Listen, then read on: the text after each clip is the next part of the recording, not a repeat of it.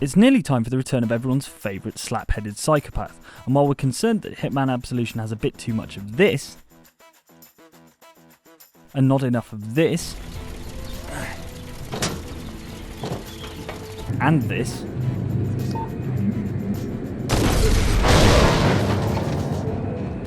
and this,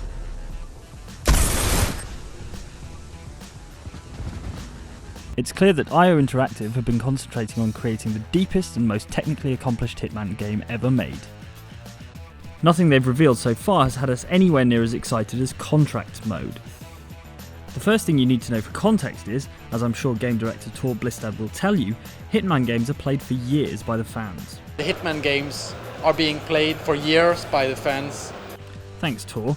So yes, people are still playing the brilliant blood money, either inching their way towards a silent assassin score, or making their own fun by attempting to murder every single person in a level. No witnesses.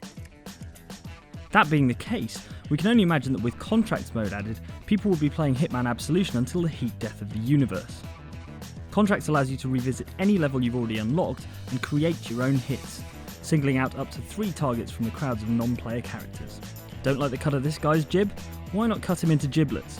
Any character in the level is fair game, and because of Absolution's sophisticated AI, every one of them will behave differently. We cannot cheat at all with the game, right? Every single NPC in the game has to be, you can say, as built out as our main targets in the game, because they have to be able to react to anything the player is doing. So that's also why you can say the basic AI of Absolution is actually the star of the game. It's not really Agent 47. It's the complexity of the AI and the way they can react to anything the player is doing that enables us to have this contracts mode in the first place. Once you've created a contract, it can be shared on Xbox Live, allowing other players to attempt your assignment for themselves, and IO will be selecting 5 of their favourites every week to appear in a showcase. Don't worry though, Tor has promised us, Scout's Honour, that it won't just be the 5 most traumatically difficult challenges either. It's all about diversity, right? And there's all the filters within the search of contracts. If you want to play only contracts about disguises, for instance, because you like that the most, you can filter out everything else, and you can also filter on the most popular ones, which you can basically say it's the community deciding what is the most interesting contracts. And we will of course take note of that and use those as the featured ones as well.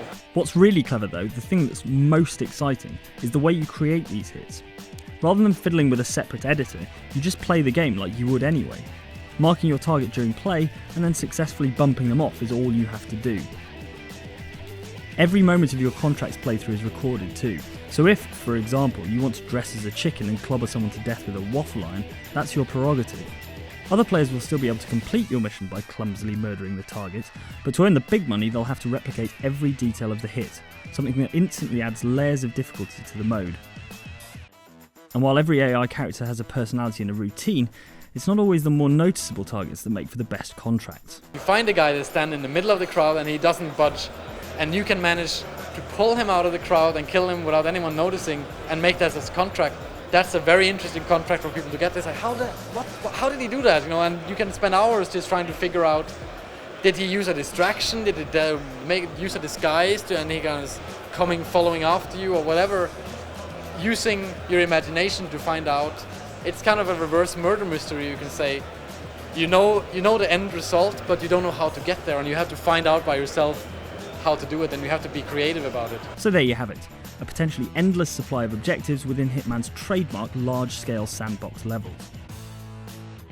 Being gaming's foremost Richard O'Brien impersonator has never been so much fun.